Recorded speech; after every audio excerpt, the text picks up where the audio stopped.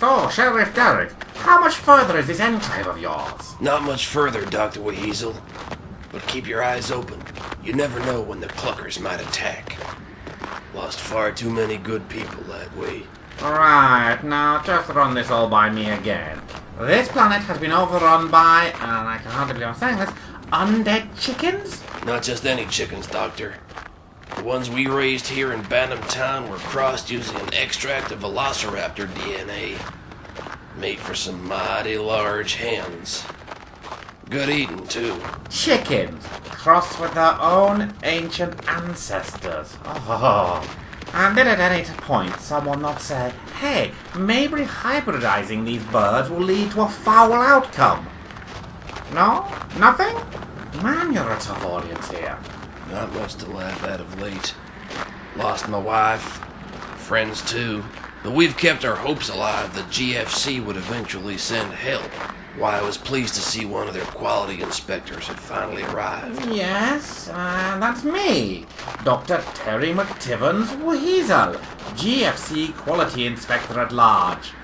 Remind me, Derek, what do you expect me to be able to do about ravening flocks of undead dinosaur-enhanced super hens? That's easy. We need you to transport all of us who are left off-world. Not happening. My ship, escape pod, I need some extensive repairs. Which means Plan B is in effect. Gonna need you to find a cure for the zombie chicken plague. After a goose-induced WEZDIS flying incident, Dr. WHeasel has crash-landed in the far future on Space Colony Geoffrey, home to a handful of survivors and a whole lot of crazy giant chickens. Is he well and truly plucked, or can he make his own luck in Dr. WHeasel and the Squawking Dead, Part 2? I have to say, Derek, for a post-Chico-apocalypse world, all these abandoned houses have got curiously manicured and well-maintained lawns. Yeah, we kind of assumed it's a side effect of whatever sent the chickens insane. Huh! Either that, or there's some gardeners around here who I've never seen.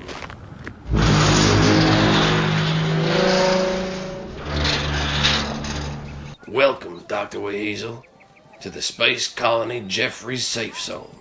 Derek, who's the furry guy in the hat? This is Dr. WHeasel. He's a quality inspector from GFC. GFC, eh? Are you sure? He looks like a Chiconian agent to me. Not this again. It was bad enough aboard the Shazbot. You'll have to forgive Gavin, Doctor. He's been through a lot. Was a chicken rancher beforehand.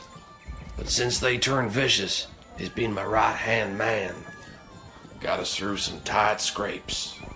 One or two, yeah. I'll introduce you to the rest of my crew once you've had a chance to settle in. Quite a few folks are out on patrol. Need to tell you, Derek, Alexia almost ran into you-know-who earlier. God's damn it, not him! As if we didn't already have enough problems with the crazed peckers, we've got to deal with that no-account feathered menace, too. Look, you two might know who, but I don't have a clue. Sorry, mortal terror tended to put me on edge and I start rhyming. Just you wait until I shift into spoonerisms and then you'll know I've hit abject fear. Sorry, Doc. Sometimes the worst monsters aren't actually the monsters. They're the people you used to live alongside. You're telling me there are greater problems than squawking undead flesh-hungry hens? Fabuloso! Anyway, what's the point? Is there anyone here who might be able to help me fix my ship? Irene's your best bet, Doc. Used to be the GFC Food Safety Overseer. But now she's the nearest we've got to a scientist left. Well, at least until you showed up. Great! Maybe I can fix with my escape pod. I can get the rest of my ship to land. But you're stalling, Derek? Who is this you-know-who? Or is that whom? I'm not entirely sure, actually. Wait. It's not that guy with the baldy head and no nose who likes prancing around an old bedsheet, is it? No. The guy we're talking about is the former physical education director for the town. Lost his family during the outbreak, and now he's out there amongst the cluckers. Almost like he's one of them. Hell, boss, he is one of them. Even dresses like a giant cockerel. A crazed, cross-species dressing former PE teacher. My stars, he sounds like an utter bar steward. I don't suppose he has a name? His name's Coach Melvin Megget. Although these days, he simply calls himself Meg-Hen.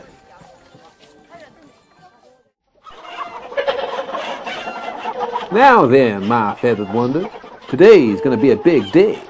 Oh, my flippity-flip it is. You thought it was a big flippin' day? When you laid that 2-foot egg? Heck, that's only half the kind of flippin' fantastic day we're all gonna have tonight. Flip me. Wouldn't be surprised at all if we all came back to roost tonight with more than a flippin' full belly. Yeah. Yes, my clucking friends. Tonight we'll all gather round the old campfire and tell flippin' stories of the day, this day, when we finally took the fight to Sheriff Slimes' front door. Yee-haw! Come on, who's with me?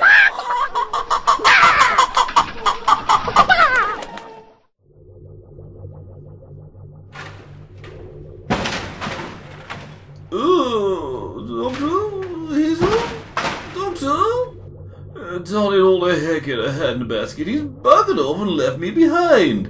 Again. Think he'd never crashed the WEZDIS into a planetoid before.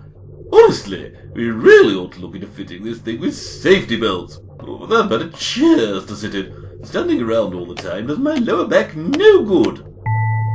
Yeah, self-repair mode. Good. Although if the WEZDIS self-repairs, why does Dr. WHeasel spend hours tinkering under the console? Probably because he doesn't trust anyone else to repair his pride and joy, even when it's repairing itself. What a muppet. Right then, Advick. It's no good standing around talking to yourself. Time to dust yourself off and raid the WEZDIS' medical bay. Pop some painkillers and then use up all the bandages on your noggin. Oh no. That can't be good. The door into the inner WEZDIS. It opens into a wall. The randomizer must have arbitrarily deleted the corridor outside the console room. Or maybe removed the rest of the ship too. No, I can't start thinking like that. Just have to go and make friendly with the local natives sooner than I planned. Those don't look like very friendly birds. And holy Zarquet, they've spotted me! I need to winch the WEZDIS out of door shut! Quickly! Oh, they swarm my position! Right, let's take stock. I can't leave the console room because the interior corridor's been deleted. I can't go and find help because the planet outside is overrun by giant undead chickens. I am getting a headache. And now I really need those painkillers. I must say, Derrick, for a township under siege from the undead, you certainly eat well. Eat well, fight well. That's what my pa always said to me. He sounds rather aggressive. Huh! You haven't met my ma. Guess now you've eaten your fill, Mr. Quality Inspector. You'll be getting to work on curing this zombie hen thing. Yeah, right. I did rather suggest I do that.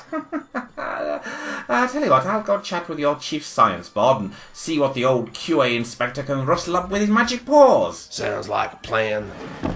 Won't keep you from it. But before you head off to do whatever the sheriff does around here, perhaps you could fill me in a bit more on how this all started?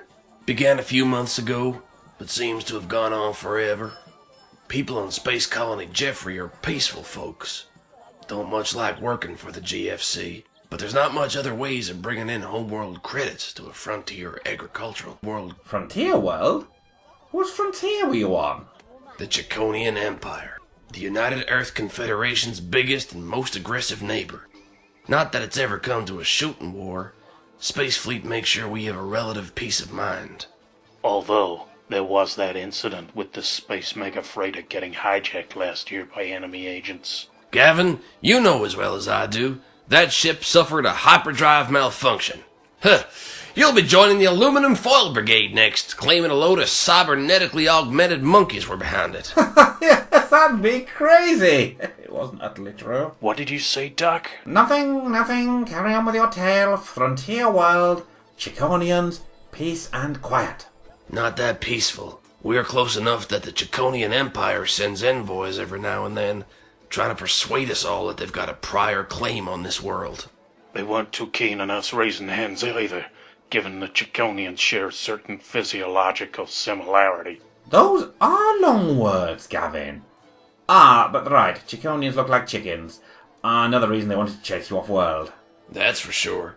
Same old message, telling us we should pack up and leave. Leave? Where the hell would we go? Mother Earth hasn't got the room to take us back. Yeah, true enough. A couple of weeks after the last deputation left, the hens started getting real sick. Like they'd been hit with some kind of avian flu all at once. You want my opinion? Those Chiconians left something behind. In the air or the water. A bioweapon? Man alive, I'm pretty sure the 28th century Spectre Accord banned their use. Maybe they did, maybe they didn't. All I know is, after the hens started dropping like flies, a few hours later their bodies came back to life, only hungry for flesh. A virus that creates motile necrotic entities. Honestly, Derek, I can't even begin to explain how the biology of that doesn't even make a lick of sense. Darn it, WHeasel, this explanation will have to wait. That's the gate guards. They must have spotted a horde of hens heading this way. A hen horde? This I do not need to see. Will the hens peck their way through Space Colony Geoffrey's safe zone? Can Dr. WHeasel find a way to get everyone off-world, or at the very least save his own precious Fluffy behind? And is Advick Goose going to realise with mountain horror he's also cut off from the WEZDIS bathroom? There's only one clucking way to find out, and that's in Dr. WHeasel of the Squawking Dead, Part 3. Dr. Weasel's Weasel Telly Audio Enterprise production, featuring Randolph Weaseling as Dr. Weasel, Coonton Goose as Advick Goose, Connor Darrell as Derrick Slimes, Fraser Marshall as Gavin, and Elliot Stewart as Meg-Hen.